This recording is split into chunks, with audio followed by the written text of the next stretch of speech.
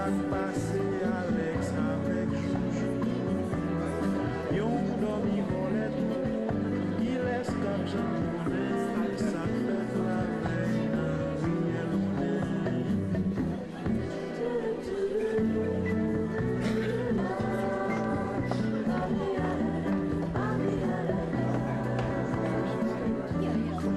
T'es capable la bonne fête, c'est de l'entracal, belle si span ban panzu. T'es qu'à chasser Yon dormi volet loulou, c'est la vie d'ap chercher sa cage. Si nous vivons nous pas, nous pas, nous pas, nous pas.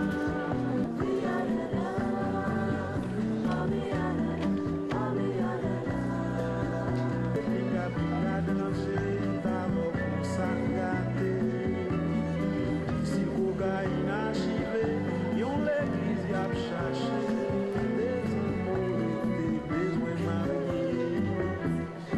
Yon dormi volet loulou, pas nous pas.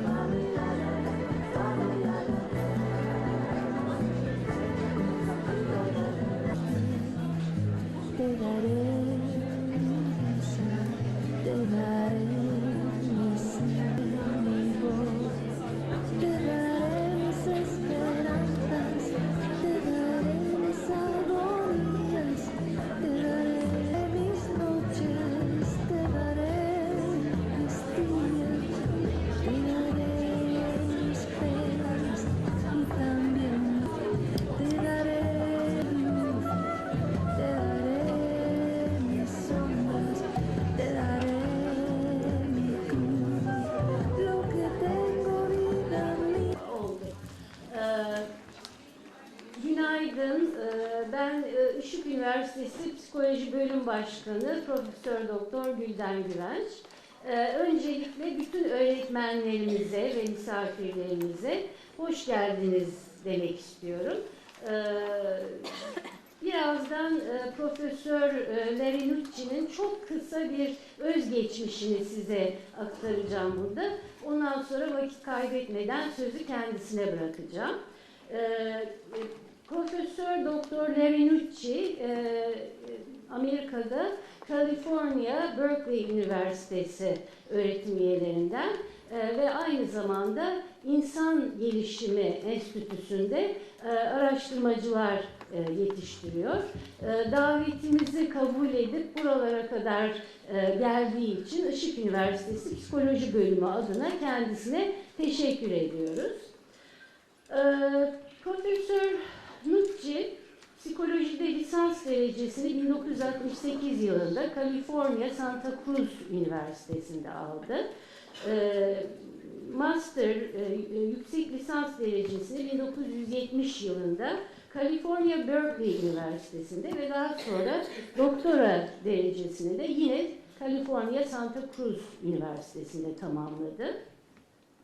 Profesyonel yaşamına California Santa Cruz Üniversitesi'nde başlayan Nucci, Chicago, Illinois Üniversitesi'nde profesör olarak çalıştı. 2008 yılından itibaren de demin belirttiğim California Berkeley Üniversitesi'nde İnsan Gelişimi Enstitüsü'nde araştırmacıların eğitmeni olarak görevini sürdürüyor. Eğitim psikolojisi ve ahlaki gelişim alanlarındaki çeşitli kurumlarda idari görevler üstlendi. Ve Chicago, Illinois Üniversitesi'nde halen bu üniversitede orta öğretim ve lise koordinatörü olarak çalışıyor. Bunların dışında İsviçre'de, Brezilya'da, İspanya'da ve Japonya'da konuk öğretim üyeliği görevini de sürdürdü. İnşallah, umarım burada da kendisini bir dönem ağırlama ve bilgilerinden yararlanma imkanımız olur. Bir yandan önemli dergilerin editörlüğünü yürütürken diğer yandan Jean Piaget Derneği, Karakter Eğitimi Ortak Danışma Komisyonu üyeliklerini yürüttü. Şu anda da Ulusal Bilim Vakfı'nda idari görevini sürdürüyor. 2 kez eğitimde üstün başarı ödülünü alan Profesör Nucci, 11 geniş çaplı projenin koordinatörlüğü işini de üstlendi. Kendisinin 10 kitabı, 95 kitap bölümleri ve önemli dergilerde yayınlanan makaleleri mevcut. 46 kongreye davetli konuşmacı olarak katıldı. Bunların yanı sıra 43 kongrede de diğer bildirilerini hazırladı, bildirileri sundu. Şimdi sözü uzatmadan Profesör Nucci'yi buraya davet ediyorum. Yes.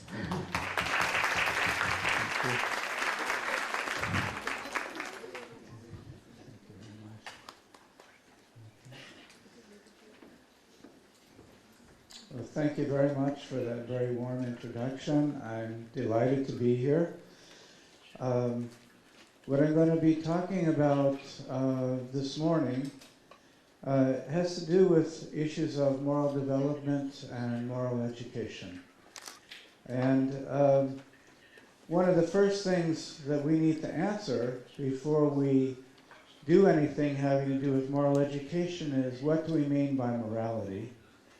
And the second related question is, what is the goal of moral education? And finally, how should we structure educational practice to meet this goal? And in this lecture, I'm going to try to address these questions through the research that's been done in something called social cognitive domain theory. And I would like to welcome you, if you have questions during the talk, to raise them as we go, to make sure that things are clear, or if you think that I said something foolish, you should feel free to challenge it. I hope you will. So, the traditional view of morality has been captured quite humorously in this following quote from the British philosopher Alfred North Whitehead. What is morality in any given time or place? It's what the majority then and there happen to like, and immorality is what they dislike. Now, this traditional view equates morality with the norms and the conventions of society. And the process of moral education, according to this vision of morality, involves direct teaching of society's values to the young through literature and exposure to role models, and control of rewards for behavioral compliance with these social standards and punishment for misbehavior. And the goal is to have the child internalize the values of society. So I know most of you are teachers. You teach middle school or high school, as I understand it. If you were to speak to your neighbors, this is the view they would have. Okay, this is the traditional view that you will find throughout any community in the world.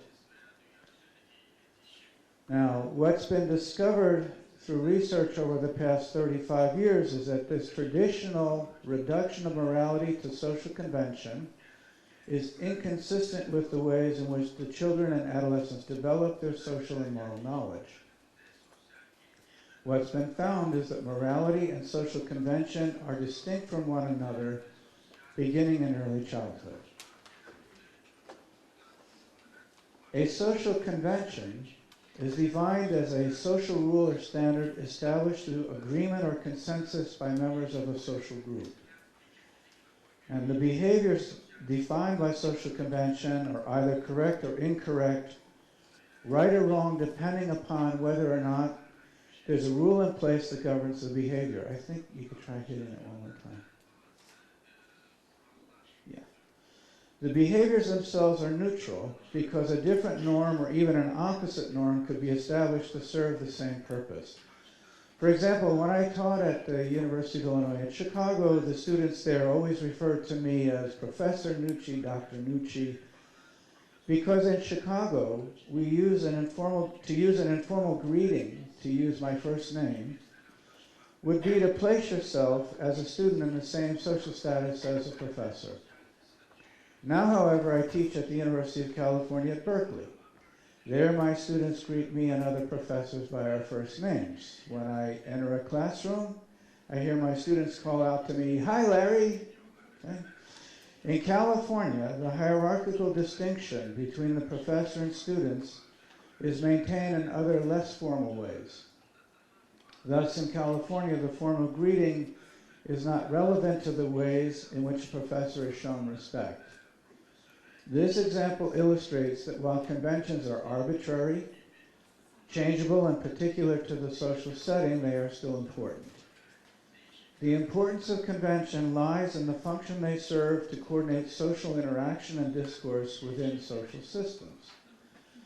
So, in keeping with this definition, the individual's concepts of social convention are structured by their underlying understandings of social organization.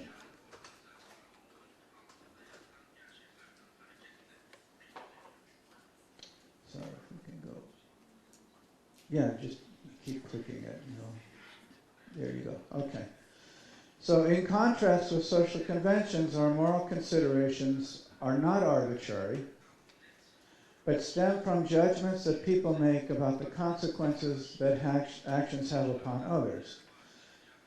So if I were to go, we've never met, and if I were to just, hit her really hard, okay, how do you think she would feel? No, go ahead. I doubt that she would be happy about that, okay? Now, the thing here is that concepts about morality focus upon issues of fairness and welfare or harm or benefits to others and rights. And even though societies and groups form rules based upon morality, such as it's wrong to hit and hurt others, the force of those rules comes from the nature of the actions rather than the rules. Concepts of morality are not concepts of social systems, but instead are structured by persons' understandings of fairness, welfare, and rights. So whether I have a rule or not about hitting her, okay, I think it would hurt her anyway. She would be unhappy about it anyway. The distinction that's made in social domain theory between morality and convention is nicely illustrated in the following excerpt from an interview with a 4-year-old girl regarding her perceptions of spontaneously occurring transgressions in her preschool. So this girl actually is from the Virgin Islands. Did you see what just happened? And she says, yes.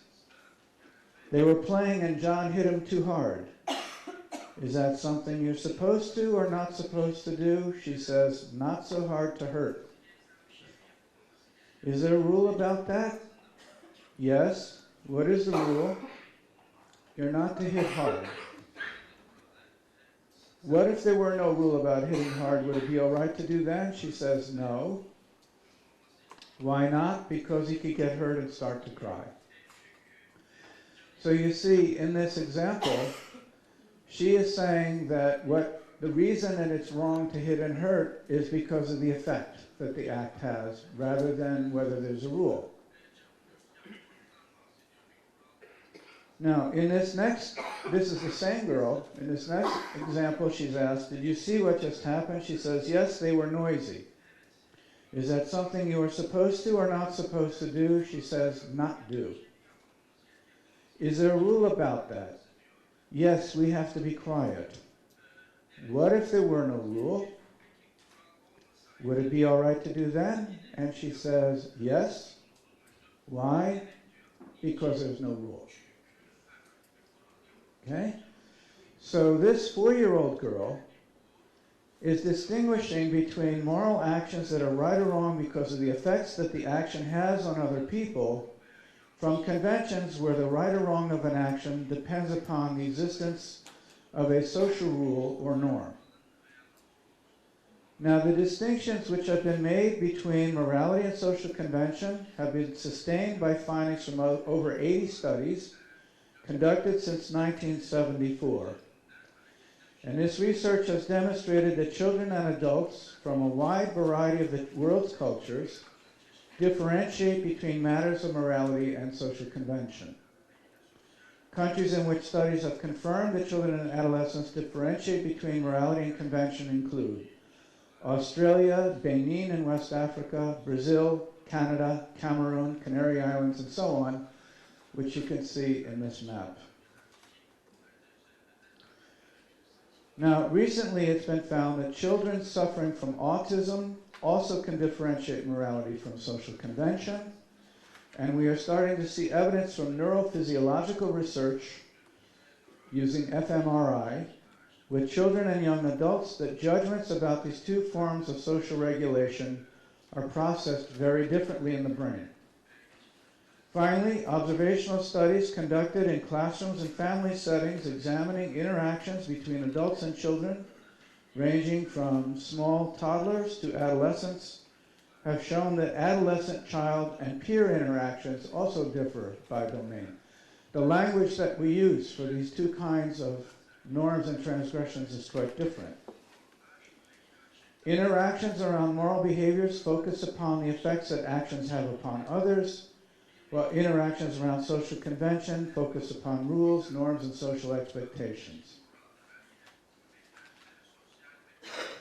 Now, of course, some people would argue that morality is defined by religious rules. However, recent research has demonstrated that something parallel to the distinction between morality and social convention operates within the moral and normative concepts of religious children and adolescents with respect to their concepts about religious rules. And I'm hoping we can have a serious conversation about this today. You can ask me questions. Okay, these are pictures of Amish children. Those of you who are familiar with them, this is a very conservative Christian group that lives in the United States. They moved from Europe over 100 years ago, actually 100 years before the founding of the United States. They came from England and they came from Holland and from Switzerland and Germany. And they live in rural areas, usually either in Pennsylvania or in the Midwest. There are no more Amish people in Europe. They are all in North America. They do not live in the cities, and they do not use modern technology. Everything is based on the Christian Bible in terms of how they live. In the next slide, you can see what percentage of children said that it would be wrong for religious authorities to change a given rule. So we asked the children, suppose all of the elders of your community got together and agreed that there would no longer be any rule about stealing, hitting, and so on. The examples here are stealing, hitting, slander, and damaging the property that belongs to someone else. And the percentages you can see are the percentage of children who say it would be wrong for all the religious leaders to get rid of rules about these behaviors. And you can see that it's close to 100%. And you see no age differences. And this is what we would expect. In the next slide, we asked them about other religious rules having to do with the day of worship. These are Christians, and so most Christians have their day of worship on Sunday. We asked them, suppose they agreed to move it to Wednesday. Having a head covering, the Amish, the girls and the women have to cover their hair, as in Islam. So we said, suppose there was no rule about that, interfaith. So the issues are day of worship, work on the Sabbath, head covering, baptism, interfaith marriage, that's to marry someone who's not Christian, a woman to be a priest, premarital sex, which we asked only of the adolescents.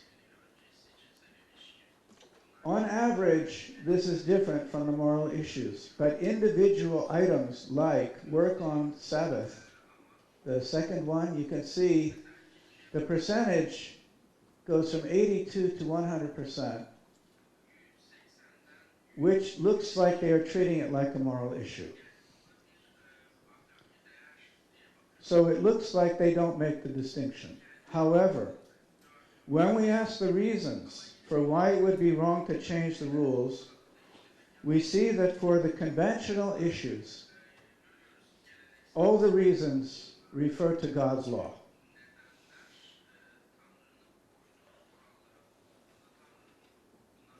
On the moral issues, the very first line is God's law, so you see that there are many references to God's law, but there are also references to fairness and to harm to others. And that as the children get older, as they become 16 or 17, the percentage of God's law reasoning is lower relative to other reasons that are given. Now, the most dramatic results, however, were obtained when we asked this very devout group of religious children whether it would be wrong to engage in the actions if God had not made a rule about the act. If there was nothing in the Bible, if God hadn't said anything, if Jesus, for them it's Jesus, hadn't said anything, when we asked this question,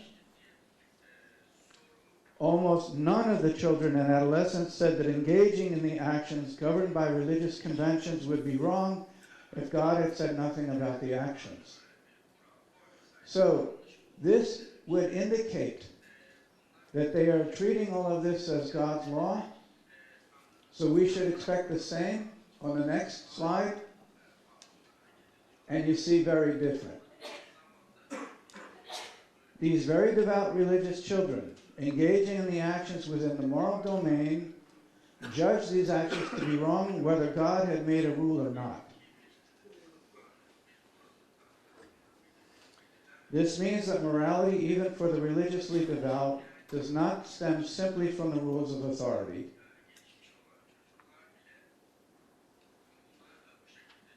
In this next slide, we see that the religious children evaluate these acts as wrong because they cause harm or unfairness to another person.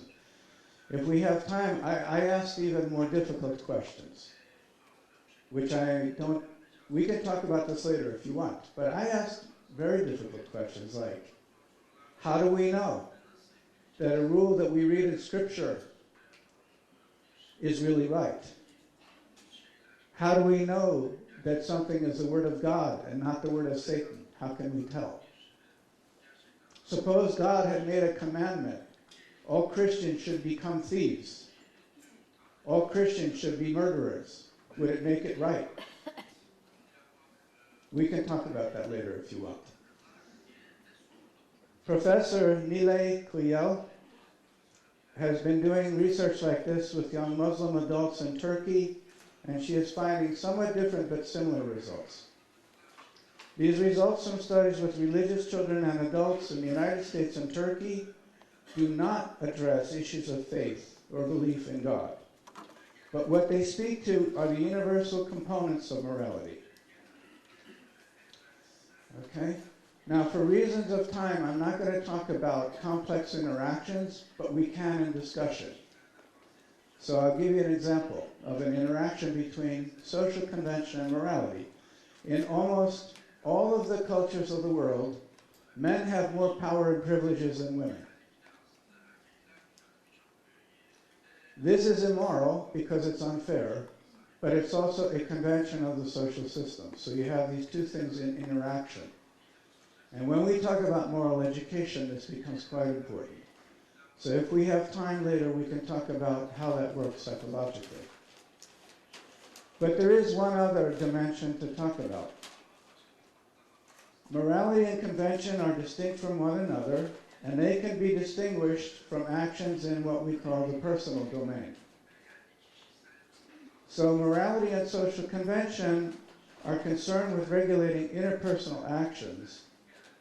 The personal domain refers to actions that are matters of individual choice and prerogative and privacy. So, I don't know if I can do this. I'm going to try. If I ask them a question, can they respond or not? If I ask you a question? Okay. Who should, yeah? Okay. Who should decide who your best friend is? Only you?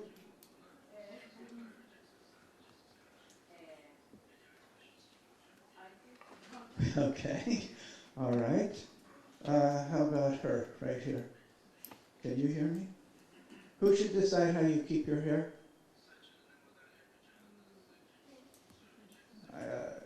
You have beautiful red hair. Suppose he says, I prefer it dark. It should be the color you want or the color he wants? Okay. Does anyone have a personal diary? You keep a journal, a diary where you write down your ideas? Okay, do you have it with you now? Could you bring it back this afternoon so I can read it to everyone? No way. Who should decide who reads your diary? She's, of course. Okay, suppose you couldn't control that. Suppose that anybody who wants to could read your diary. Suppose you couldn't decide who your best friend is. Suppose you couldn't decide how you keep your hair. So what? What's the problem with that? First, I'll be pretty angry and, reactive. And Yeah, would you all? Why? Why is it so important? it's my privacy.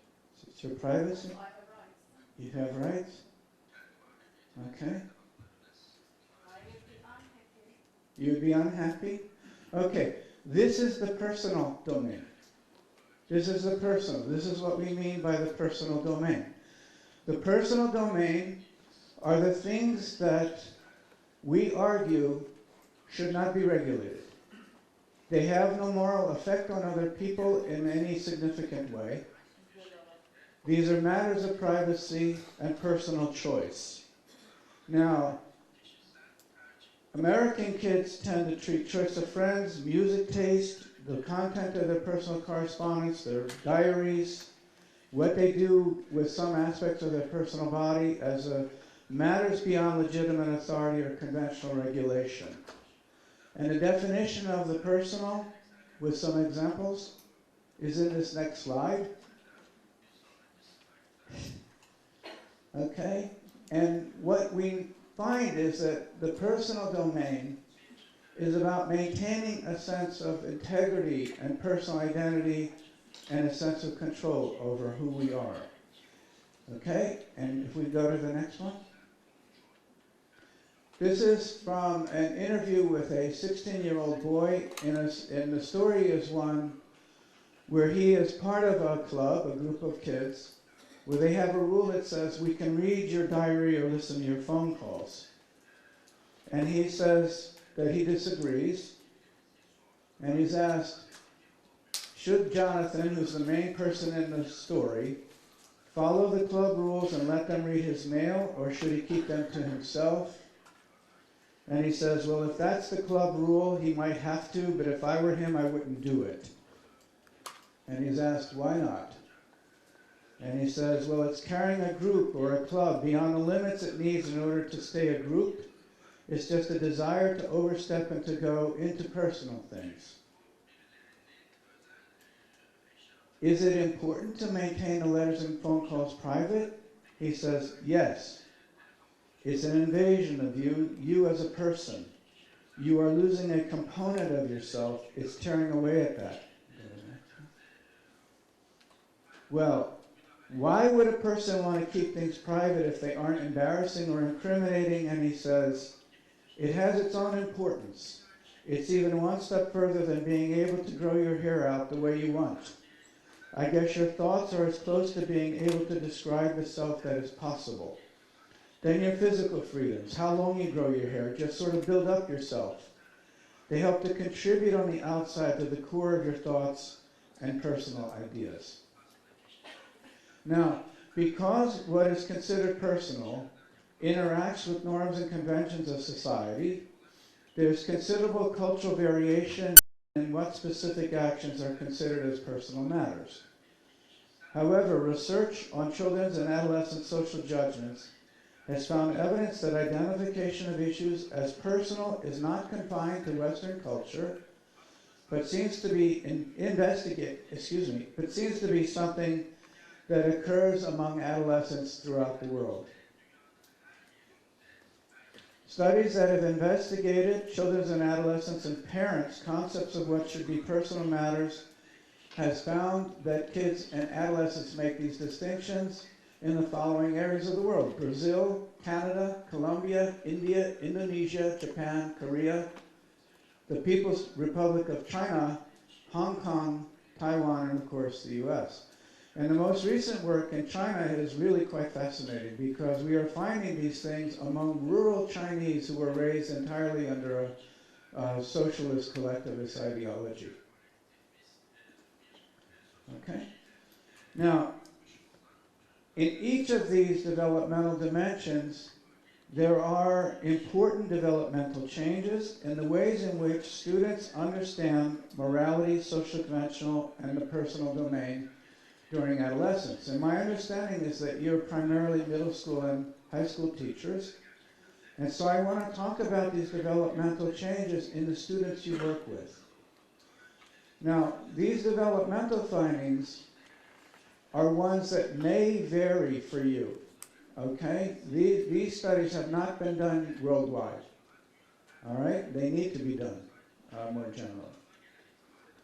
But what we know is that these developmental changes are correlated with behavior. And we have a lot of evidence within the United States of how these changes and how kids think about these things are related to what we see them doing. And so there are important implications then for classroom management and the curriculum. So within social convention, we'll begin with social convention, which is this first slide. And unfortunately, my computer at home is a Macintosh, and almost everywhere else in the world, people use PCs, so not always the pictures show up, but that's okay. All right, there are 3 developmental phases in reasoning about social convention, going from the upper elementary grades, we're talking about age 10, 11-year-olds, into middle school, where we're talking about the kids from age 12 to 14 and into high school. In this first phase, which typical of students about 10 years of age, conventions are affirmed. They are maintained as important to maintaining social order, because young kids say things work better when there's some organization established by rules. So rules are needed to keep order, to keep everybody running around in the hallway and creating chaos. And along with this concrete concept about social order is a concrete idea about social hierarchy. The people in charge, you, the teachers, the principal, you guys make the rules, which others are expected to follow. However, at this stage, there's no real understanding of societies as systems and no way of justifying particular social norms beyond very obvious concrete situations. So, for example, children at this level don't really understand the meaning or the importance behind titles like doctor, professor, and so on, Mr. and Mrs., as reflecting some kind of hierarchical social position. So kids often state that one should use titles as a sign of respect, but they don't really know what that means, how it is that such a title is more respectful than using a first name.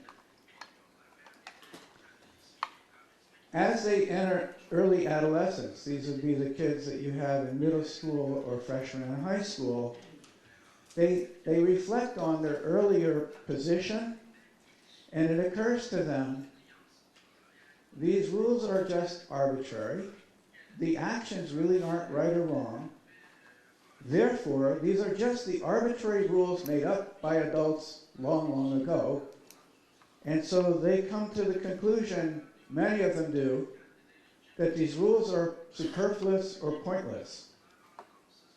So from the point of view of a typical middle school student, or even many high school freshmen, conventions are nothing more than arbitrary rules imposed on them by authorities.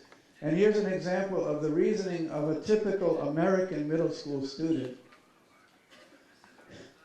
And this kid is asked about this kid, Ahlak, who is asked about whether or not it's right or wrong to call his teacher by their first names. And he is asked, do you think Ahlak was right or wrong? And he says, Ahlak has a right to call his teachers by their first names because he should be allowed to say what he wants. That's a stupid rule. Because just because calling your teacher by whatever you want to call him should be up to you and not to the school.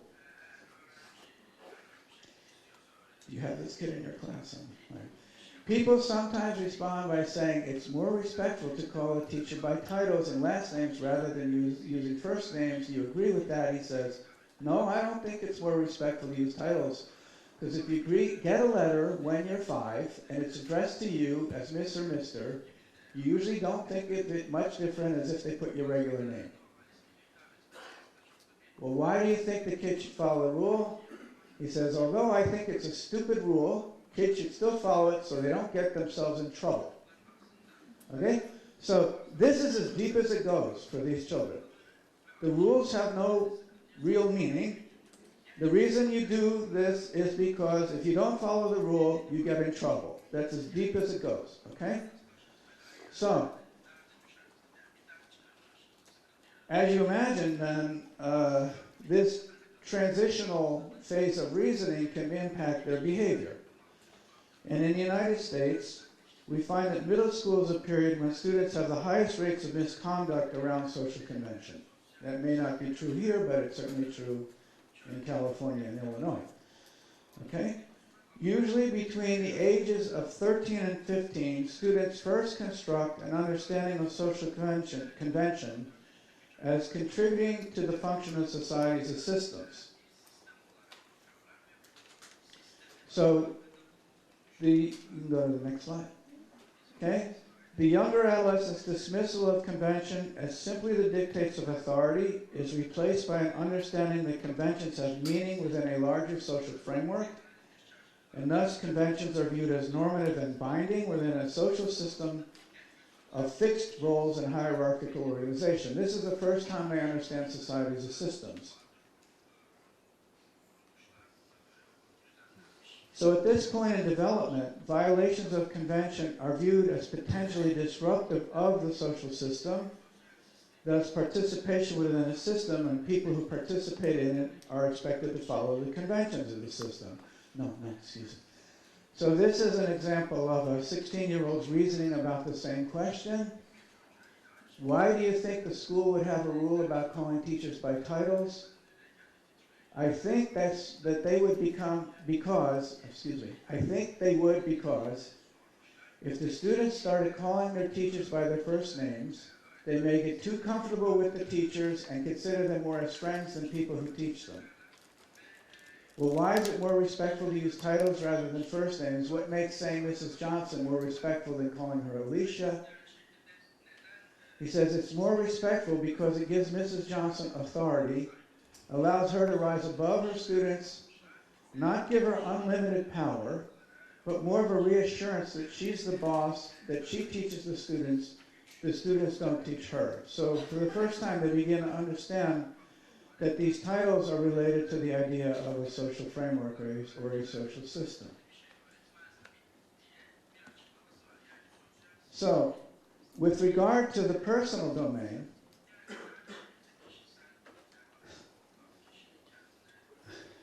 I had a picture of a Turkish kid over here, but this is an African American girl. Same idea. With regard to the personal domain, research done in different countries has found that children and adolescents accept and seek adult guidance and authority around issues of morality, convention, and personal safety. However, as children get older, and especially during adolescence, children seek a greater control over what they believe to be personal matters. We also find that parents also give more freedom to their children as the kids get older, but the rate at which parents give freedom generally lags behind the claims made by the children. This discrepancy appears to be the primary source of parent-adolescent conflict across cultures, including families in Japan, China, and Korea, though it would be pointed out that the degree of observed conflict is less among parents and adolescents in the studies conducted in Asian countries than it was among families studied in the United States. However, what seems to be at work across cultures is a dynamic of child development in which the child strives to establish a degree of autonomy and separation from their parents, in this personal area, while at the same time maintaining a sense of connection and social integration in the areas of morality and social convention. So what you see in families are arguments about friendships, how late I can stay out, what music I listen to. I don't know if this sounds familiar to you here in Istanbul. It certainly is what happens where I live and with my kids. It also means that as they are expanding this sense of what is their own, those of you who are teaching middle school and high school are confronting this in your own context. So the dynamics that are going on in the family you're seeing play out in the school.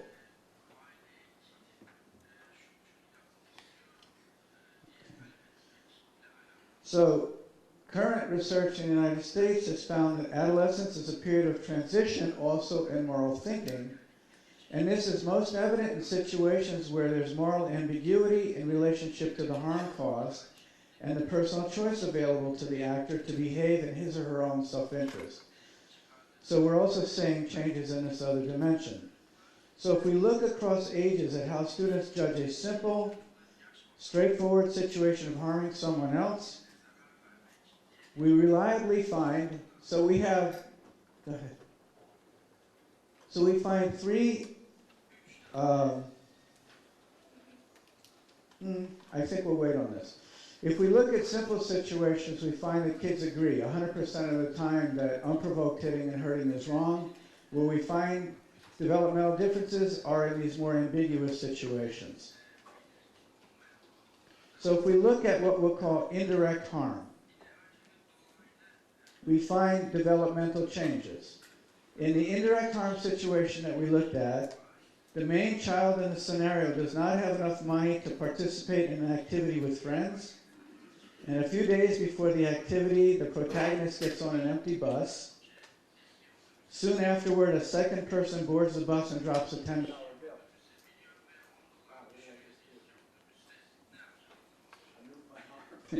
No. Oh, I fixed it. So magical thinking. So the story is that a person gets on a bus, they pay the bus driver, and they drop $10. There's nobody else who sees it except this kid on the bus. And the problem is whether to tell the person who dropped the money that they dropped the $10 or to wait for the person to get off the bus and keep the money. Okay? Now, this is different from direct stealing in the mind of the kid. Okay? Because he didn't put his hand in the pocket and take the money. He didn't cause the money to fall. And if the money had fallen on the ground and nobody had seen it, the person would have lost it anyway. So it's ambiguous, you see, in terms of whether stealing it is keeping it or stealing it. So we find three age-related changes in the reasoning. The first is a simple, straightforward idea that they just look at the moral issue and that's it. There's a middle level where they look at this complexity. They see that it's somewhat ambiguous, but they can't resolve it. And then as they get older, they look at the ambiguity, but they coordinate it.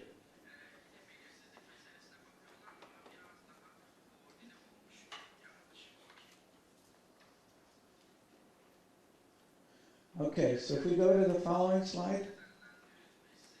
Okay. Hit one more time.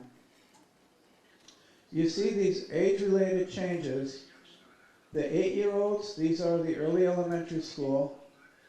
They are all using the simple reasoning, and they tend to say that it's wrong to keep the money. Okay? Where are the middle school teachers? If you raise your hands. Okay? These are your kids. You see, at age 14, 45% over here, 40% over here are in this transitional period where they see the complexity. Okay? They're more likely to keep the money. And then, as they get older, you see, for the first time, they coordinate it, they see the complexity, but they put it together, and now they tend to argue that it's wrong to keep the money. And here is what it asks, if we can go to the next. Go ahead. Here is an 8-year-old.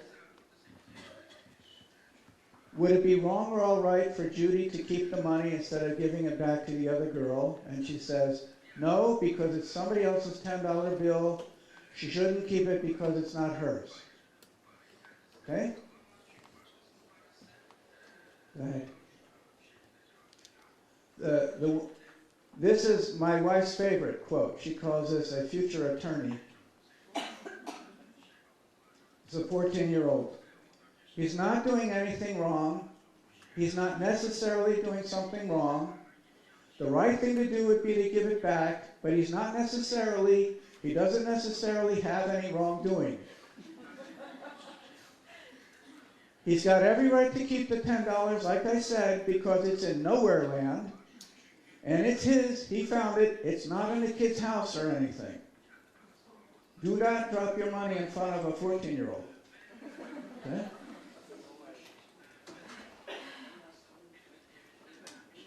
So you see what's happening when they are in this middle transition age. They see the complexity, but they can't bring it together. As they get older, they see the same complexity, but they don't agree with the argument. So this is a 17-year-old. Well, in reality, would it be all right or not all right? You should always give the money back. But I can understand the thought process for not giving the money back.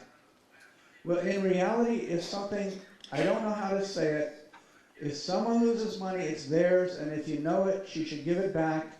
But if you just saw $20 on the street and you have no idea who it belongs to, keep it. But if you know who it belongs to, it's your duty to give it back, but I can understand the thought process.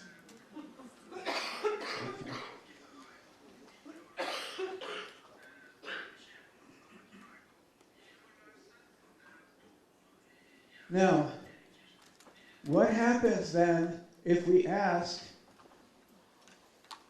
it may be wrong, but suppose you think you want to keep the money, would you have a right to do that if that's what you decide to do? Oops, go ahead. Yeah. And you can see who has a right to keep the money? The 14-year-olds. Okay? All right. Now, this is the same, the dark blue is what I just showed you. And I hit one more time. The lower is, in the story we change it, we say, the person who dropped the money is handicapped. The reason they can't hold on the money is because they have trouble holding on the money. You see the 14-year-olds now say it's wrong to keep the money. So they are not just, if you studied Kohlberg, stage 2, they are not just stage 2, they are not just self-interested. For the vulnerable, handicapped person, this is clearly a moral problem because it explains why the money's on the ground. So now they say it's wrong to keep the money. These same kids. So if you and I drop the money, they'll keep it. But if a handicapped person drops the money, they will feel morally obligated to give it. Okay? The 8-year-olds see the world of morality very straightforward, very simply. They don't see the ambiguity. Oh, that's not a statistically significant. That's just random. No, all of the lower numbers are statistically within each other. It's this big one in the middle that's significant. It's a great question, yes. Yeah. Okay.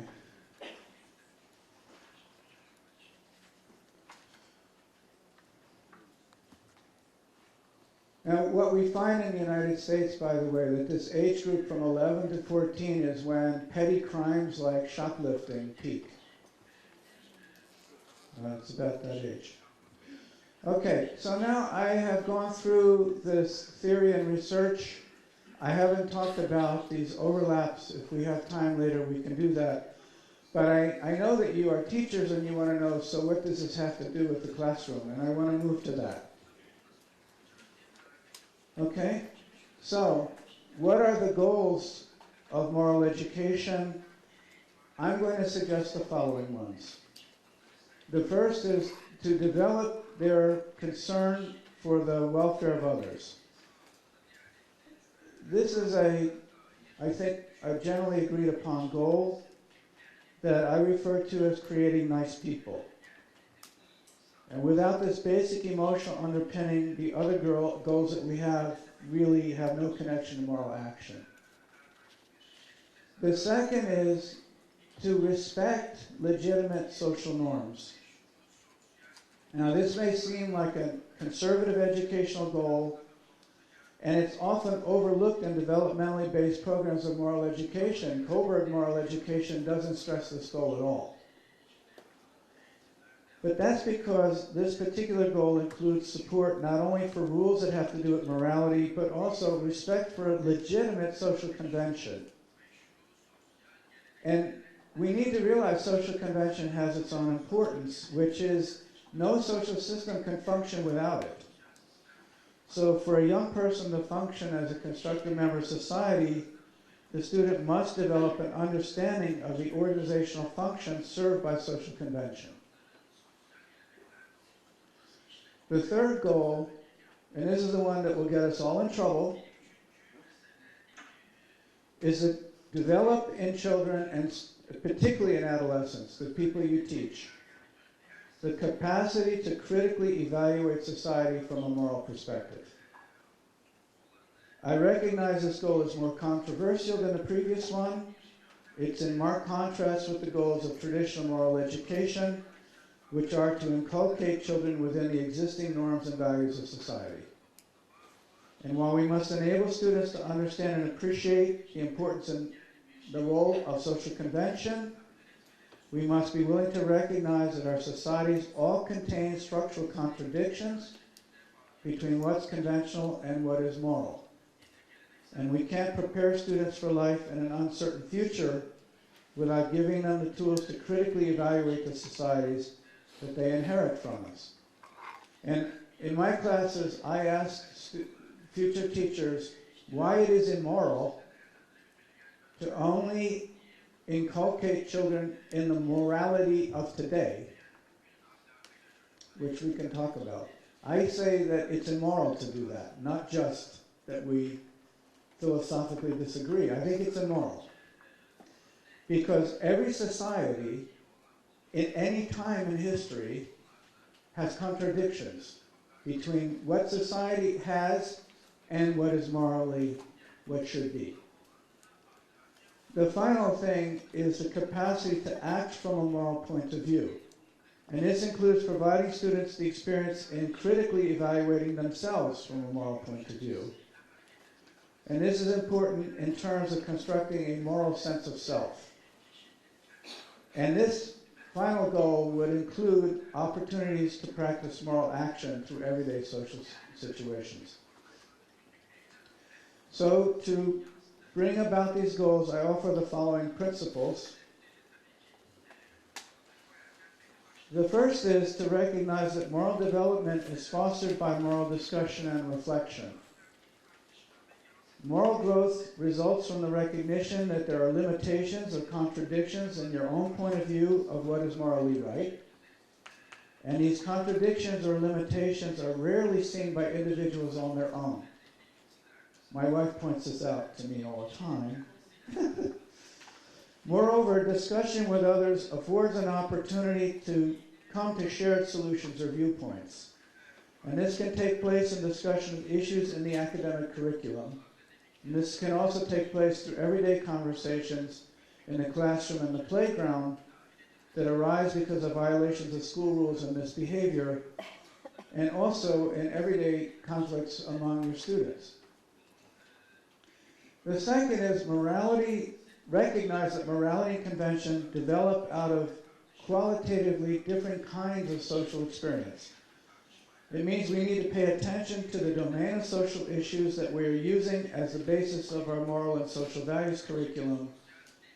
This will require that we select issues or events that stimulate growth in the moral or conventional areas, and we have to do an analysis of that. And it means that we need to give consideration of how we might employ issues that involve interactions between these two. The third, we need to incorporate a critical perspective towards scientific and historical information as part of moral education. We rarely think about this as part of moral education because we don't really think about how our factual assumptions affect how we apply morality. And let me give you an example. We used to believe in the United States that a woman could not be president because women are too emotionally unstable.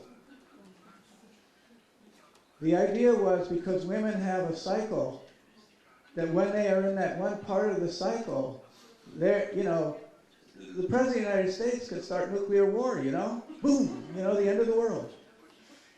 And so it was a serious belief that prevented women from being vice president or president, and only in the last election did we finally realize that this was nonsense, and we could consider Hillary Clinton as a potential president.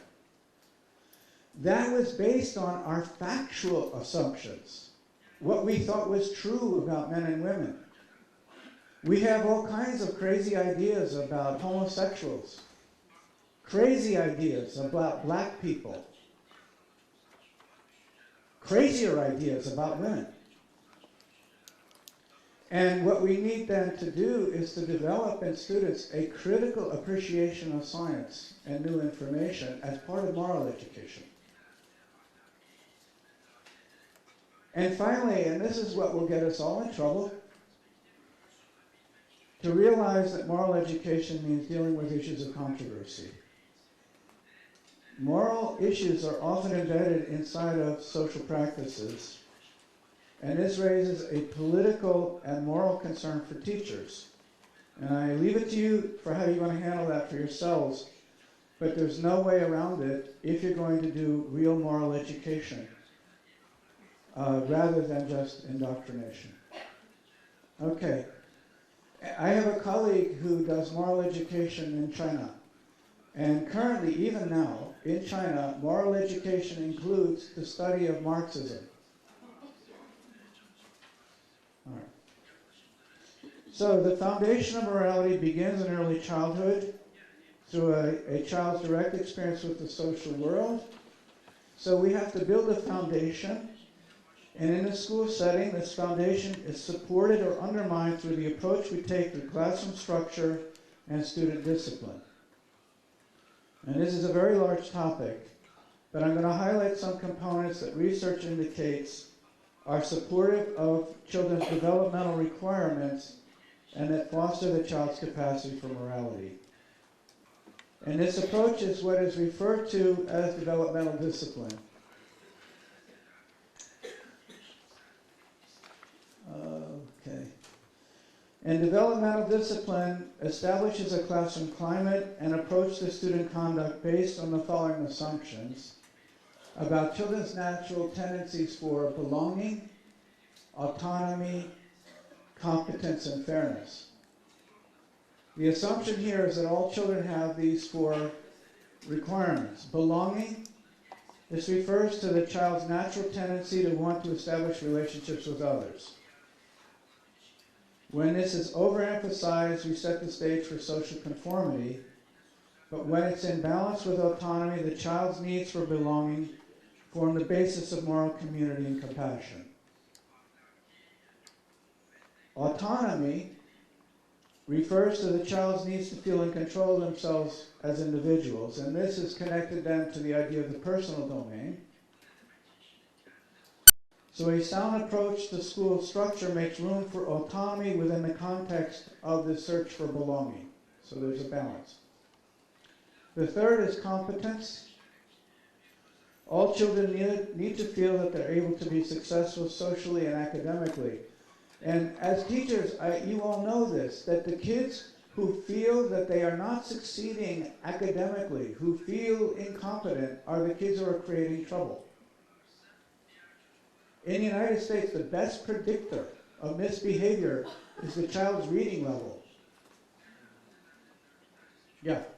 If the kid can't read, the kid can't participate. If the kid can't participate, the kid gets himself in trouble. And finally, fairness. Children naturally evaluate situations, including teachers and schools, in terms of whether they support the fair treatment of others. If we as teachers are unfair, we lose the respect of the students. Okay, so all of these needs are fostered by school and classroom climate based on trust and emotional warmth.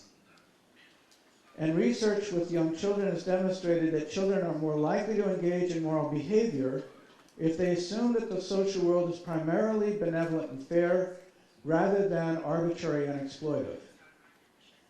And this means constructing classrooms in which the emphasis is upon building community and trusting relationships rather than upon adult power.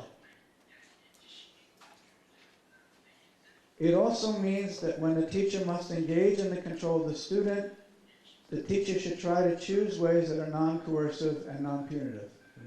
Also social standards and bring social and moral progress to society.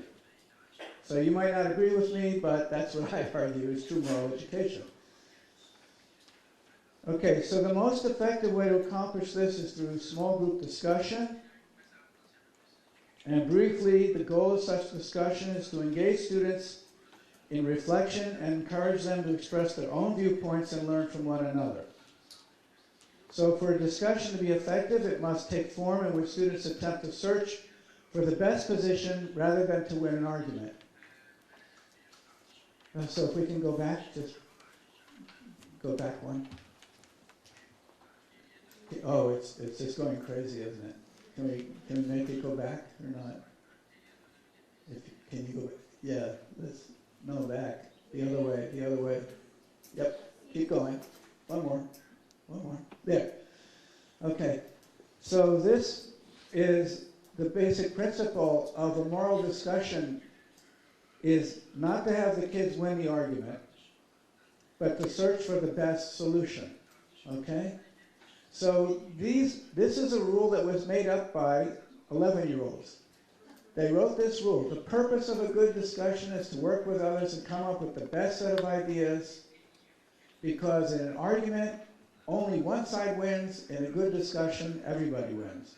And now, go ahead. They made up what they call the 9 rules for a good discussion. Here they are. Think before you speak. Listen carefully to what others have to say. Do not interrupt when someone else is speaking. Nile and I, we were having dinner yesterday, and her son kept apologizing when he would interrupt. And I said, don't worry, I'm an Italian, and that's all we do. Make use of what others have to say when it's your turn to speak. Only say what you truly believe. Do not remain silent. Make sure to contribute to the discussion. Let other people speak. Support good ideas other people have, even if they are different from your own. And finally, search for the best solution, even if it's different from the way you thought at first. So what I suggest teachers do is start with these rules and ask the students to talk about them with each other and to talk about which of them they would have trouble with and whether they make sense, so that they have a shared idea about what the rules of a good discussion would be. Girls tend to be socialized this way. Boys tend to be socialized to win the argument rather than to benefit from the discussion. So we really do need first to teach how to do the discussion. Okay.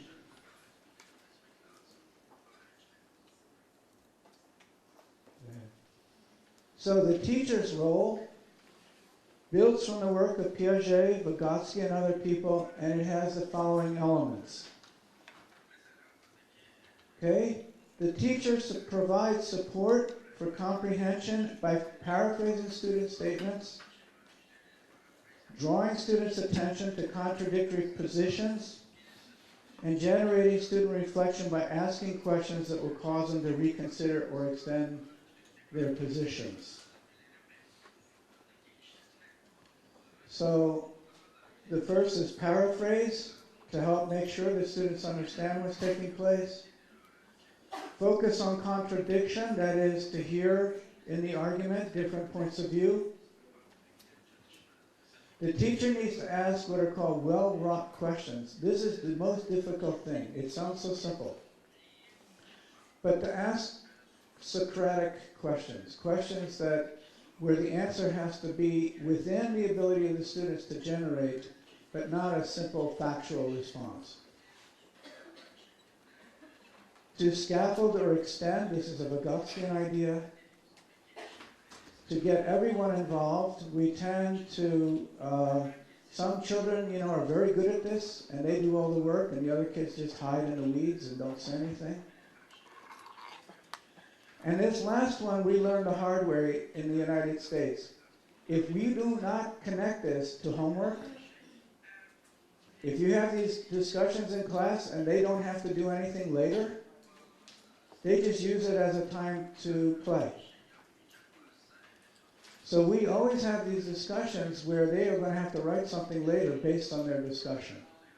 So they work, okay, because it's to their advantage now.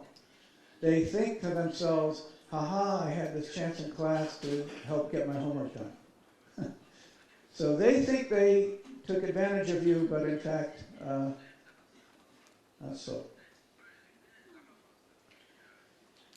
All right, so go ahead. When you form your discussion groups, go ahead.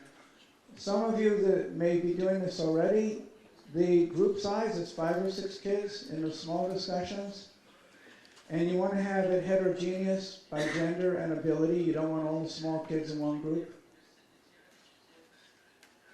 And when you have a dilemma discussion where the answer isn't obvious, make sure that you first find out where everybody's position is, and make sure that each group has kids who have an ally. So it isn't one kid who's got one position and 4 who are the opposite. Okay? All right, I want to end this part, and then we can have questions with an example of how we've applied this with one moral issue. And you can't see the picture, but it was a picture of John Brown. John Brown is this is a famous actual event in American history in the Civil War. And basically, John Brown was a white person who was against slavery. So what he did was, this is before the Civil War, he and his sons went from a state where slavery was outlawed into a state that had slavery, and they attacked the settlement with the idea that they were going to free the slaves, and then the slaves would join in an open rebellion. Okay? So this sounds like something people do now. The raid ended up killing 5 people, and it was a failure in terms of generating the slave rebellion.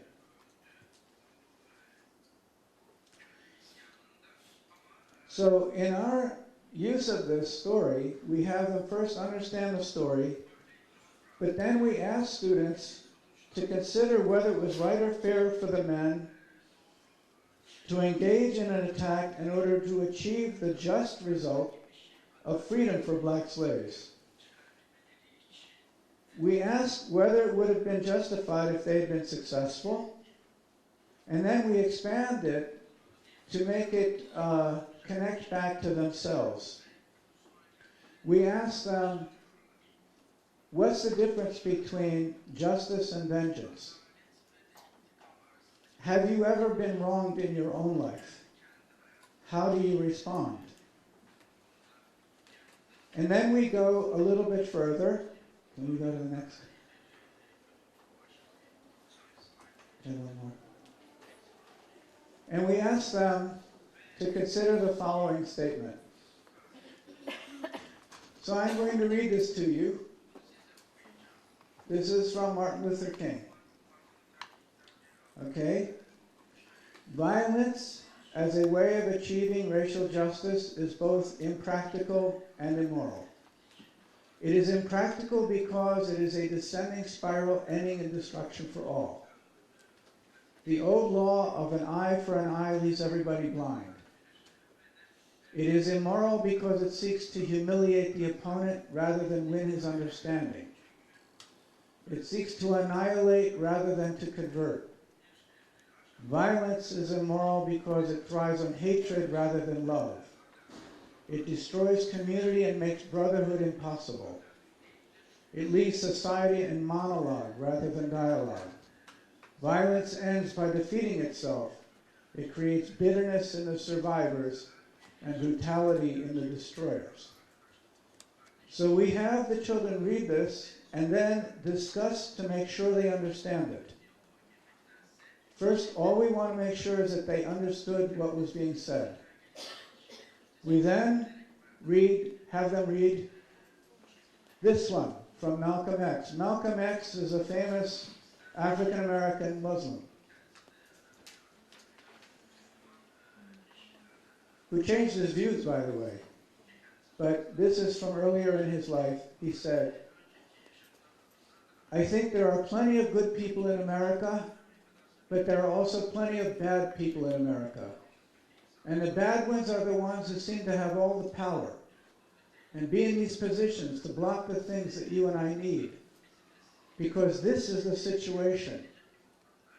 You and I have to preserve the right to do what is necessary to bring an end to the situation. And it doesn't mean that I advocate violence.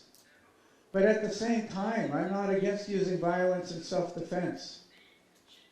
I don't even call it violence when it's self-defense. I call it intelligence." So we have them then read and discuss the meaning of this. After we know they understood what was said, we then ask them to discuss, but it's too much. Again and again. Yeah. We ask first this question and they discuss in groups. Which of these positions do you favor and why? So they have to share with each other which position they think is the right one and justify it. And then we ask a more difficult question. Can you integrate these two positions? Can we? How would you do it? Okay? They have this discussion and then they have to write an essay for homework. And the essay is graded for how well it is written, how well their argument is made. So they can't just talk about it and just go home. Okay. Yes. We did this with 8th grade, which would be 13, 14-year-olds, is the youngest. So it'd be middle school. She asked what age. Okay? I have used this exact one in high school, at the university, and with graduate students. I find that students get very engaged in this. They love this discussion. And they love being taken seriously. Okay?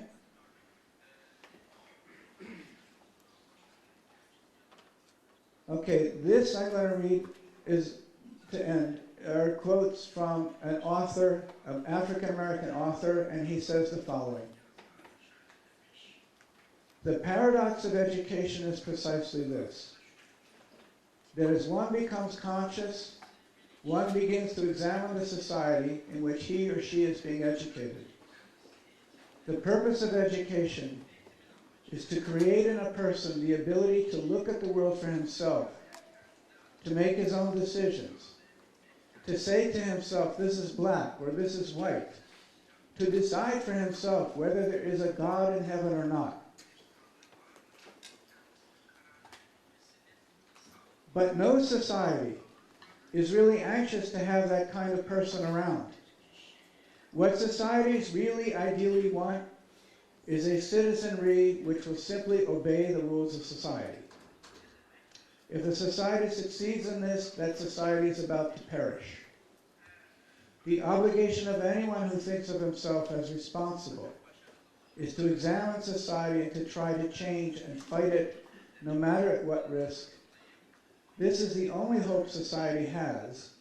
This is the only way societies change.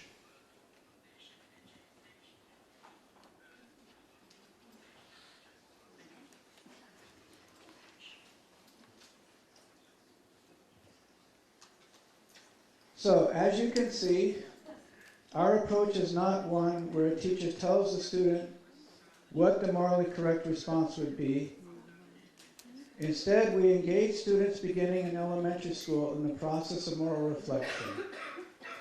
And through that reflection, our goal is to stimulate young people to become capable of making the kinds of moral judgments that will allow them to generate a moral course of action within the complexity of adult life. It's also our hope that this will prepare our young people the capacity to participate as full citizens in the complex discussions that will need to take place for a society to generate social policies in the world of the future. Baldwin's statement, what I read at the end, is at the very heart of what it means to engage in moral education.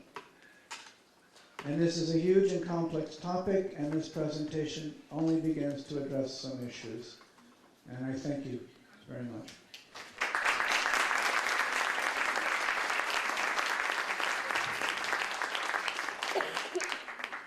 So you must have questions or doubts.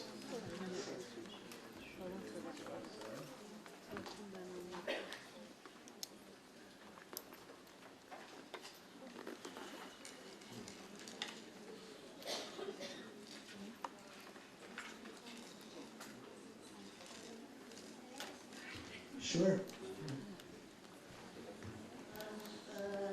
I was wondering if you did any cross-cultural comparisons, because you have been to Brazil, to Spain, to Japan, to very different cultures, and I didn't get the opportunity to have a look at that literature, unfortunately, but I'm sure you had some cross-cultural comparisons in terms of moral and conventional relationships. This is a great question. What we find are two things, cross-culturally. The underlying conceptual frameworks are the same. In other words, cross-culturally, children construct a moral framework around fairness and harm in the same way. They also form a conceptual framework around social convention in the same way. What is different cross-culturally are the ways in which society has placed these two frameworks in relationship to each other, and the ways in which society frames what freedoms or expectations people have to challenge that. So, in the United States, which we think of as one culture, there's a war, civil war, at a cultural level. What I just said to you, there are people in one whole region of the United States who would be very angry at me. Because from their point of view, morality is all about getting everybody to go along with what already is there. So in that sense, you see cultural variation. I would argue, and I don't know, my colleague Elliot Turiel would argue that within any culture, there are contradictions.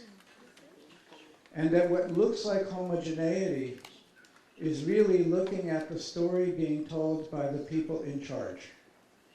And the minute that you get past that surface, and you begin to talk to the women and to the people who are not in charge, what you see is that people see contradictions, there is resistance, and there is the desire for change, but it is usually hidden.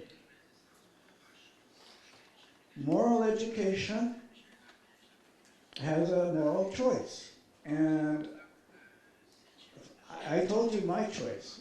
I think from a moral point of view, you have an obligation to surface those contradictions. Okay? This will get you put in jail in some places. Yeah. China is a great example of a place where there are these contradictions.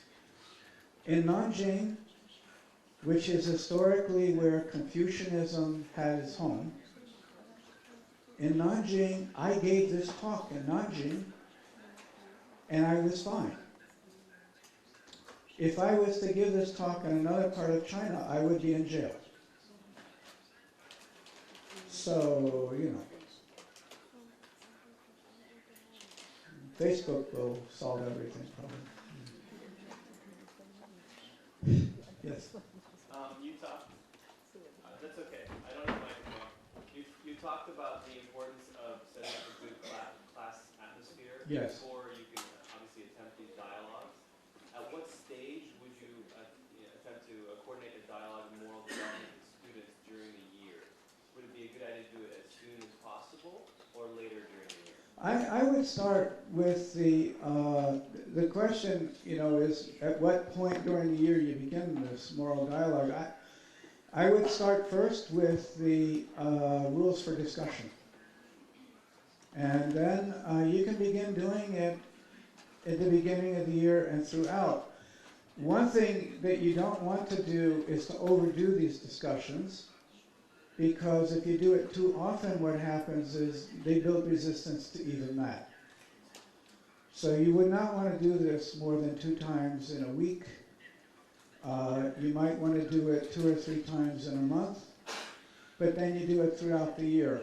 And I prefer doing it in the natural course of the curriculum.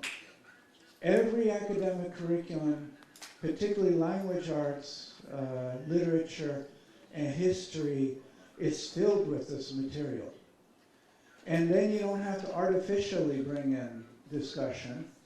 And then the students don't feel like they are being cheated out of their opportunities to gain what they need to do academically. If you can integrate them together, it increases their interest in the academics. Sure.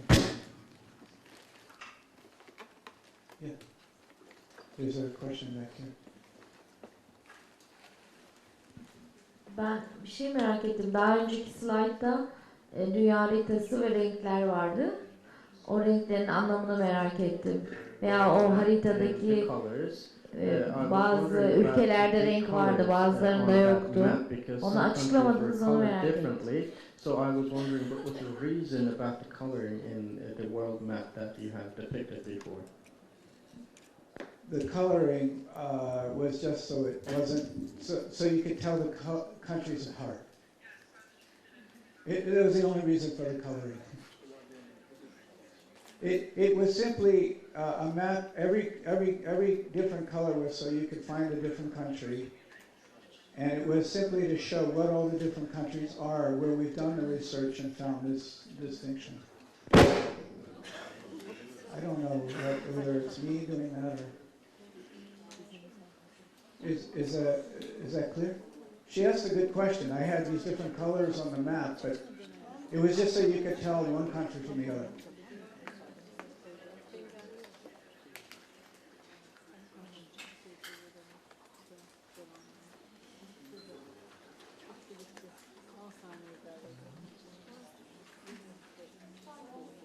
She has a question here in red.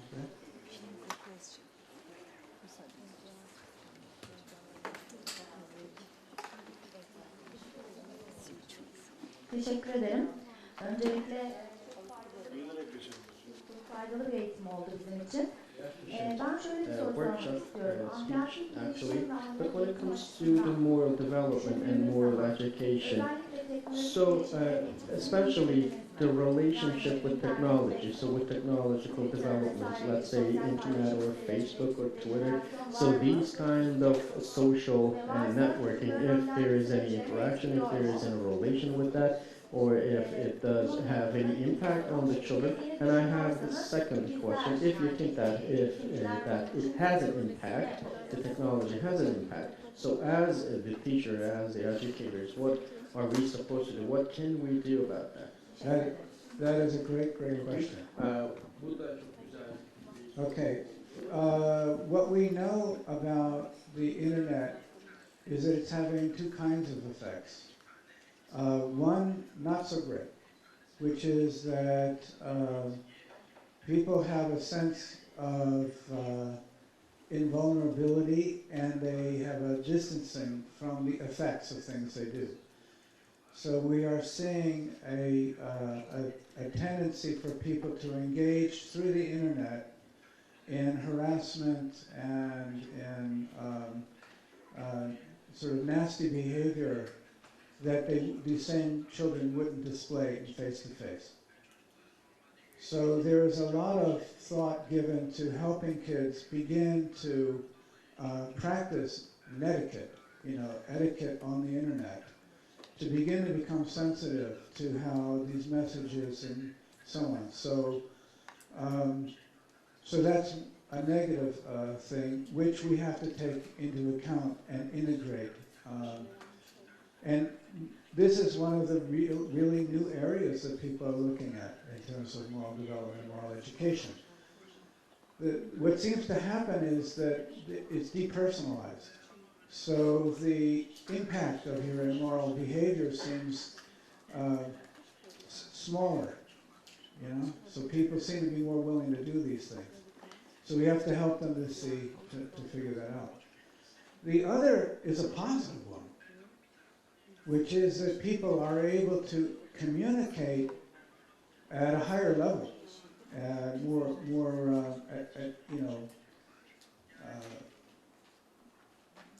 So, for example, something you would never consider is a group of students in Turkey can have a moral discussion with a group of students in Texas. Or you can have a group of students in one city, or one school, with another group in another school. And so you have this really strange phenomenon going on worldwide that has had real political effects, which is this kind of discussion's taking place, and it's having these kinds of effects. A final thing is that there is a sort of a sense of kids are banding together against large forces to steal from the large forces. So music and other things, kids feel justified in helping each other to steal music and share it with each other. So it's a really, I think it's a new context in which to do the same kind of education. It's a great question. What it means is we have to spend some time with the students in class, bringing this public and having them talk about it.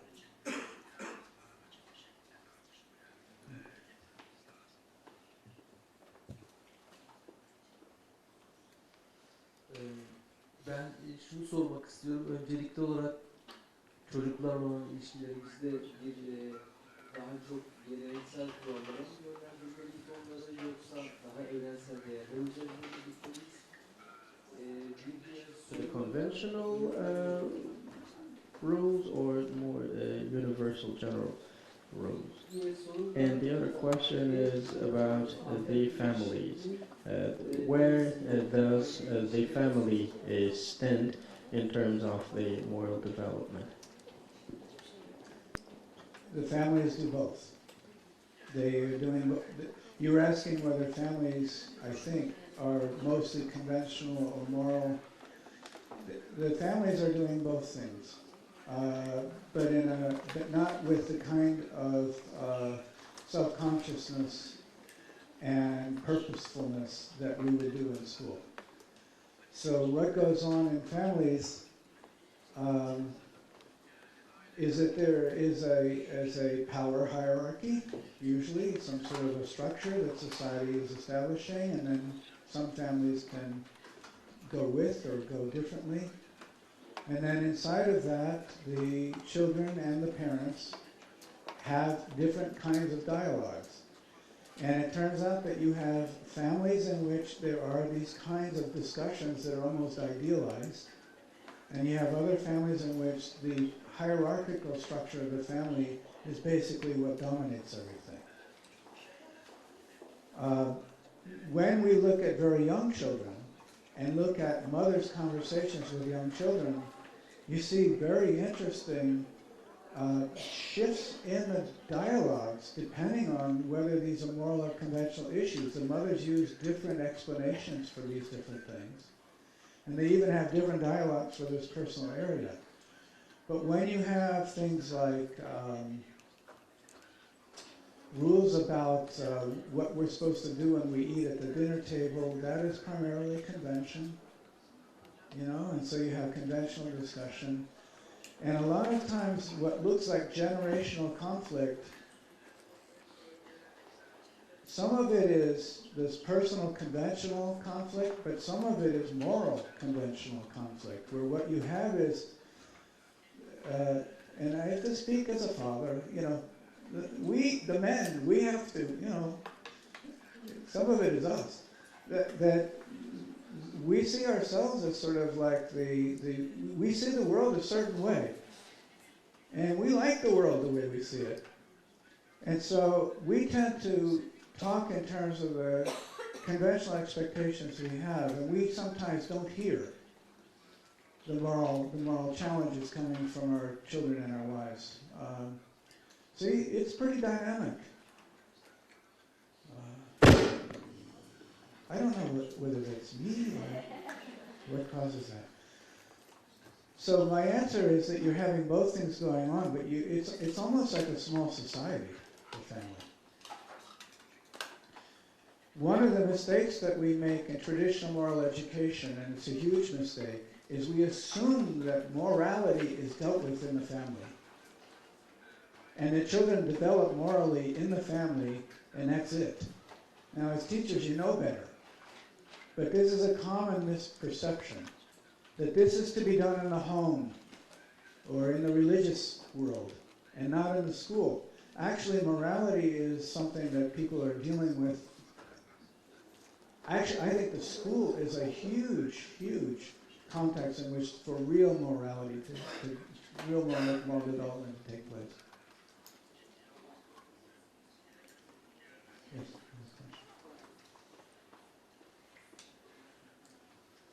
Benim sorum şu, dini ahlak üzerindeki müsbet ve menfi The etkilerini religion's effect on morality. If you have made a comparison, did you have a general idea about the impact of a religion from different aspects? Okay. First of all, there are contradictions within religion just like there are within the family. We have a perception of religion as being a unified entity. Religion tends to have inside of it moral precepts about how we treat other people fairly and so on, but it also has these other rules that have to do with how we structure ourselves around a particular faith that are not moral norms, but are particularly religious norms. So religions can do either good or harm. When religion and religious teaching focuses on getting people to think about themselves in relationship to how I treat other people, whether I have done things to help benefit others, or whether it simply focuses on obedience, is whether it is a contributor or an inhibitor. So it unfortunately can go either way. And good moral education inside of religion is the same. Good moral education inside of religion is asking the religious person to think deeply and seriously about themselves and their own behavior around moral issues. How do I treat other people? What am I doing to make my society more fair? What am I doing to make my society more just? There are religious... Martin Luther King is a religious educator. That's who he was. He was a minister. He gave his, I went to his church in Atlanta. It's no bigger, it's smaller than this. And he was a minister, a priest. He is a religious person, but listen to what he was saying. So that's one kind of religion and religious education. When it is about obedience, obedience, obedience, oppression, oppression, oppression, it's a different approach. And when it is that way, it is an inhibitor of moral development. And what happens is people go underground. I grew up Catholic, so I can tell you both sides. The assumption that morality comes out of religion psychologically has no validity. Morality comes out of social experience. That's why I got the findings I got with the Amish. And we have gotten the same findings with every group, every religious group of children we have interviewed. They have to feel safe to say the truth. So it is either a very wonderful thing like with King, or it's a tool of oppression. And that's the truth.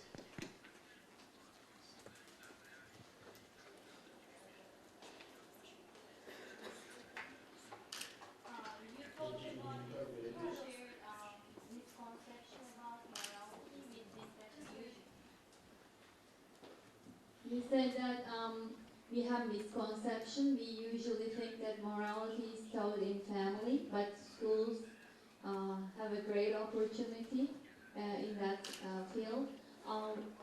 What are the ways schools should, teach the morality? You talked about the goals for moral education, and you also mentioned that you really like the idea, develop these ideas, construct these ideas naturally in curriculum.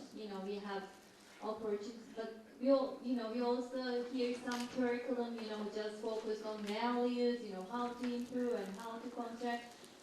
What is your idea on that? Well, my idea is that you don't decide it's Thursday, today it's Honesty Day. Now you may be laughing, but that is in fact a curriculum in the United States. They literally say, once a week on Thursday, talk about a virtue. And so the joke is Thursday is Honesty Day. What you want to do instead is, I gave this one example. It happens that the students have to study the Civil War. They have to study John Brown. So we create a moral lesson out of something they have to study anyway. So when I say use the curriculum naturally, this means real work for you as teachers. As if you don't work hard enough. It means that you look at the curriculum and you ask yourself, oh, here's an opportunity to discuss this. Here's an opportunity to discuss honesty. Here's an opportunity to discuss hierarchy. Here's an opportunity to discuss the conflict between social convention and fairness. Here's a historical example of where there were conflicts between two moral issues. The moral issue of freedom versus the moral issue of fair distribution. So where I think the opportunity is that it requires a lot of work, but it means looking at your curriculum and saying, oh, here's an opportunity to discuss this, here's an opportunity. That's one way. The other is that if you are sensitive to the conflicts going on among your students, they will, moral conflicts will arise. So if you have the internet question, if you have an example where you realize students are sexting each other. This is the term in the United States. This is when they send each other pictures of themselves naked. But they start sending some picture of a girl to each other, and she doesn't know. Okay? This is a chance for moral discussion. Instead of letting it just be secret, you don't embarrass the girl or whatever, but you have a discussion about, So you have to be sensitive. I mean, this example, you wouldn't want to have it all focused around this one person, but to use a conflict that they are living and have them talk about that. One of the questions that always comes up with teachers is, I'm taking away from my academic time. What we have found is that when you integrate these things, academics goes up because the students become more interested in what they're learning. They become more personally invested in it. They start thinking it actually touches something more than just, I have to memorize John Brown one more time. They actually so we have data that in the United States, one of our best measures was coming back after lunch. Because in the United States, you can go home for lunch. And a lot of times they go home, they don't come back. But if the class was after lunch and they were doing these kinds of interesting discussions, we found attendance went up and their academic scores went up because they actually got personally engaged in the discussion. Okay. I'm not sure whether I answered your question about religion and morality. Was that? Yeah. I'm sorry, yeah. Evet, soruyu ben sormuştum. Aslında benim sormak istediğim şey Yes, actually, yalan söyleme, what I yalan wanted to hırsızlık ask yapma, about buna benzer ahlaki stealing or konularda, lying and these kind of dinlerde var olan moral o issues, emirler ve öğretileri, the teachings and the orders, rules in religion. And what are ve the, menfi etki. Yani olumlu ve olumsuzluk açısından baktığımız zaman hangisinin ağır bastığı konusunda bir fikir edinip edinemediğimiz. Bu konuda doyurucu bir yanıt alamadım. Teşekkür ederim. Which do I think which do I think religion does more of? Is that the question? Did I understand the question correctly? That he was asking me which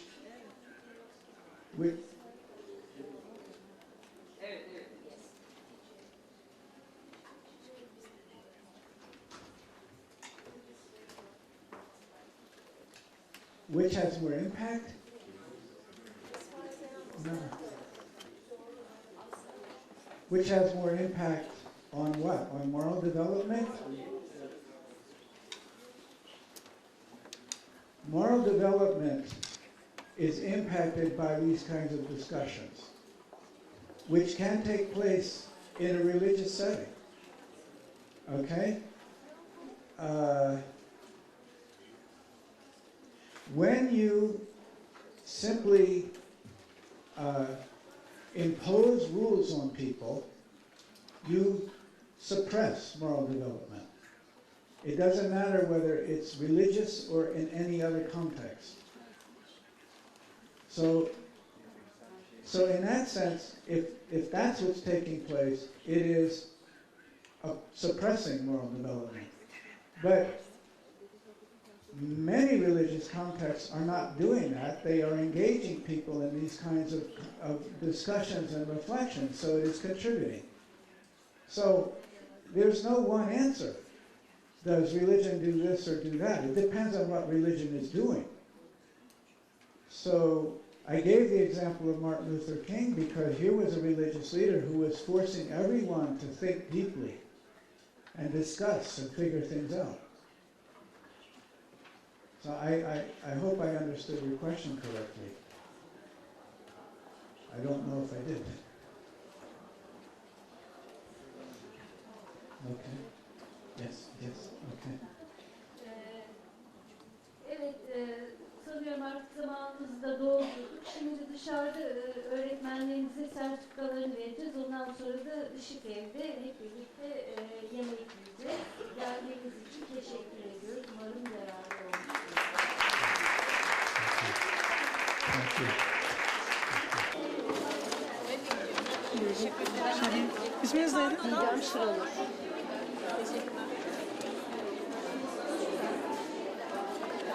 Bir saniye.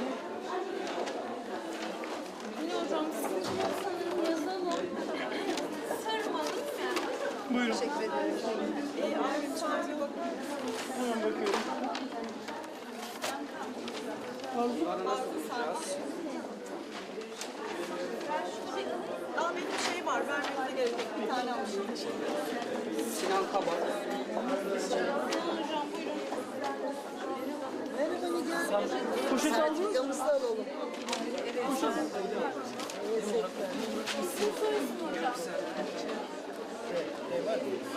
Alfabetik.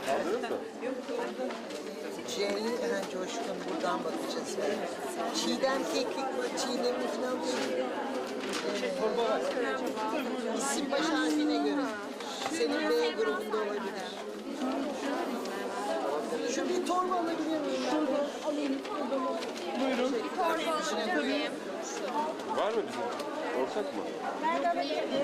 Şöyle içine Kadir koyayım. Kınacı. Köşede böyle. Kadir Kınacı. Hepsi torbaya mı girecek bunlar? Coşkun Bey bu değil mi? Coşkun Bey değil mi? Bir de şu. Ben yavaş ol. Ve bu Coşkun Aklı.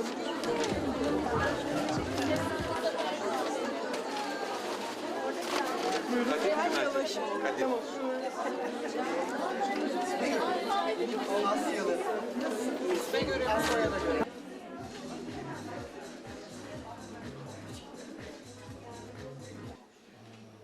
Well, I would like to welcome all of our students and visitors.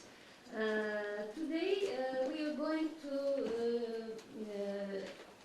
have Professor Nucci from California, University of California, Berkeley. And I am honored and also very happy to introduce him to all of you. He has completed his bachelor's degree in 1968 in University of California, Santa Cruz. His master's degree is from University of California at Berkeley, and he had his diploma in 1970. His philosophy D is again from University of California, Santa Cruz, and he had his diploma in 1977. His professional life started in California Community College as an instructor, then proceeded in the University of California, Santa Cruz again, and later he worked as a professor in University of Illinois at Chicago. Since 2008, he has been working as a research educator in the Institute of Human Development in University of California, Berkeley. He contributed to administrative positions in various academic settings and finally became the coordinator of secondary education in the University of Illinois at Chicago. He was a visiting professor to many universities all over the world, like Switzerland, Brazil, Spain, and Japan as well. He has been active in various editorial boards of important journals and in professional organizations such as Jean Piaget Society, Character Education Partnership Advisory Committee, and is the reviewer of National Science Foundation. He was awarded Teaching Excellence twice and has been principal investigator of 11 major research projects. He has 10 books, 95 book chapters and articles in various journals, 46 invited presentations, and 43 presentations at other professional meetings. After this very brief introduction, let me give the floor to Professor Nucci.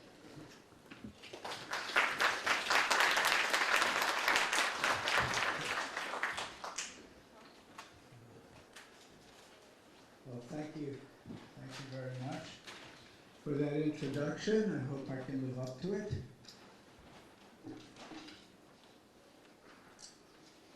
So, what I would like to speak to you about has to do with issues of the application of developmental psychology to moral education.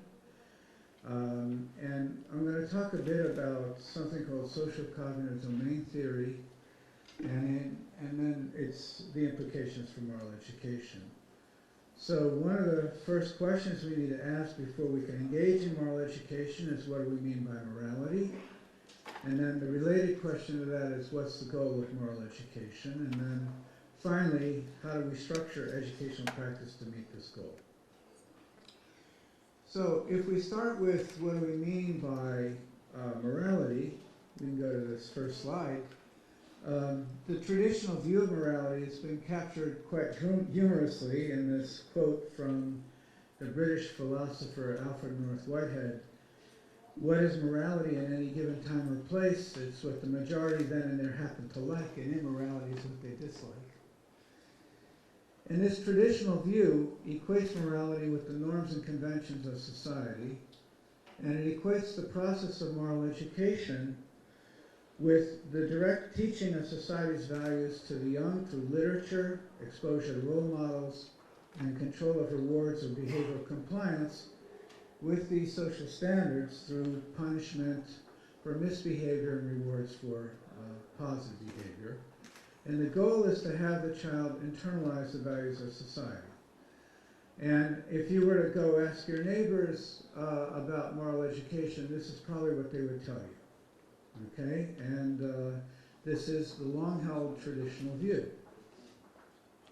Now, what's been found over the past 35 years is that this reduction of morality to convention is inconsistent with the ways in which children and adolescents develop their social and moral knowledge.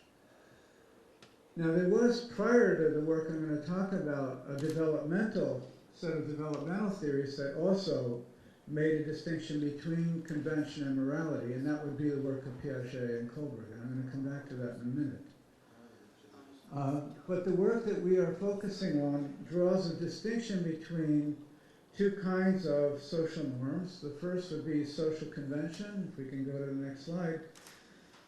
And a social convention is defined as a social rule or a standard established through agreement or consensus by members of a social group. And behaviors defined by convention are either correct or incorrect, and this is, you have to keep clicking for a couple of times. One more, I think. There we go. The right or wrong of a convention depends on whether there's a social norm in place, because the behaviors themselves are actually neutral, in that we could have come up with almost the opposite norm. So, for example, when I taught at the University of Illinois in Chicago, the students always referred to me there by my title and my surname. So they referred to me as either Dr. or Professor Nucci. And that's because in Chicago, as in many places, to use an informal greeting would be to place yourself as a student in the same status as a professor. Now, however, I teach at the University of California at Berkeley, and there, as Nilay knows, Nilay? I'm saying you wrong I've been mispronouncing her name for 10 years.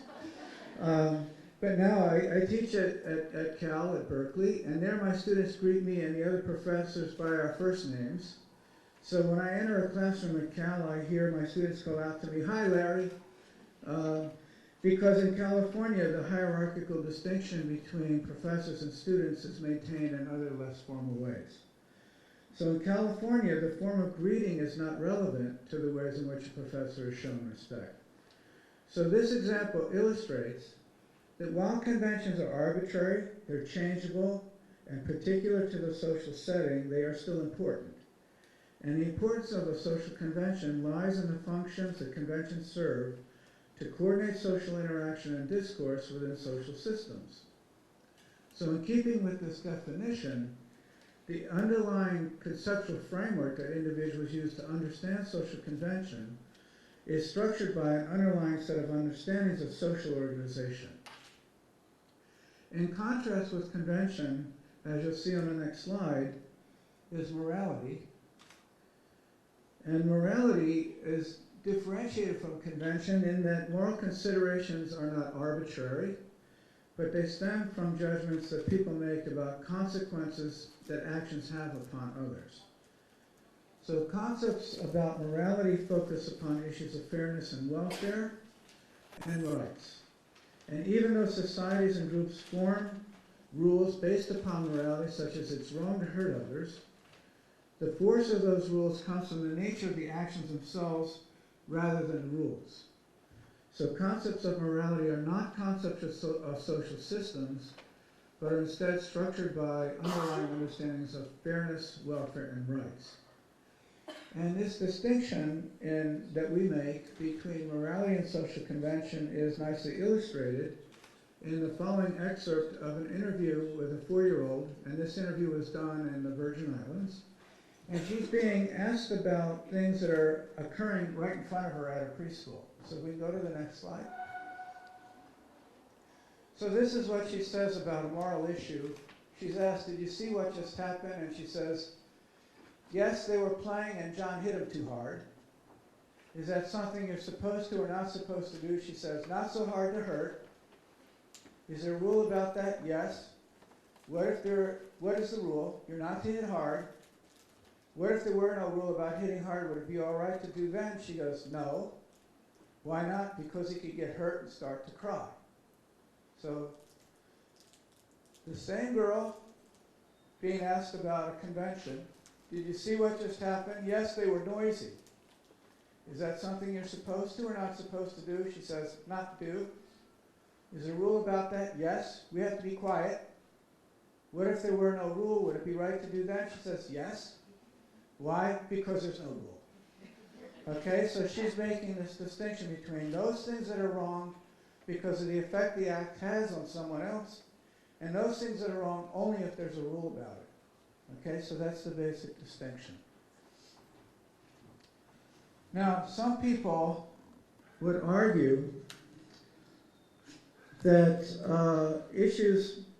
well, first of all, I should say this, that this distinction is not just from this one study, but it's been sustained by over 80 studies that have been conducted since 1974. And this research has demonstrated the same pattern of distinctions between morality and convention. We can go to the next slide. This kind of imperialist view of our research. These are all the countries in the world where this distinction has been found. And the colors are simply so you can tell the countries apart. Because I was asked once before what these colors mean. That's all they mean. And you can see that in every continent except Antarctica, which I don't think there's anybody there but penguins, we have gotten this distinction. So we think that there's something to it. It's also been found that children suffering from autism can differentiate morality from social convention. And we're starting to see evidence from fMRI imaging with children and young adults that judgments about these two forms of social regulation are processed very differently in areas of the brain. And finally, observational studies conducted in classroom and family settings examining interactions between adults and kids ranging from toddlers to adolescents have shown that adult-child and peer interactions differ by domain. Interactions around moral issues focus upon the effects the actions have upon others, while interactions around social conventions focus on rules, norms, and social expectations. And in the discussion, I can tell you more detail about that if you want. Now, some people would argue that morality is defined by religious rules. However, a series of studies done with profoundly, or I would say committed religious people, has looked at morality and convention within religious contexts, within their norms and rules within religion, and as you'll see, I think has found that they make distinctions within the religious context. So we can go to the next slide. You have to hit it a couple of times. These are pictures of Amish kids, if you know who they are. The Amish left Europe about 100 years before the founding of the United States. They formed the colony of Pennsylvania, and then they moved to the Midwest. And there are no longer any of these people in Europe. They all left Europe and went to North America. They're in the United States and Canada. And in their most conservative groups, they live away from the cities in farm communities with very little technology. So they use horses and buggies to get around it and so on. And so what we did is we went into a community and we interviewed all the kids from age 10 to 16 that were in this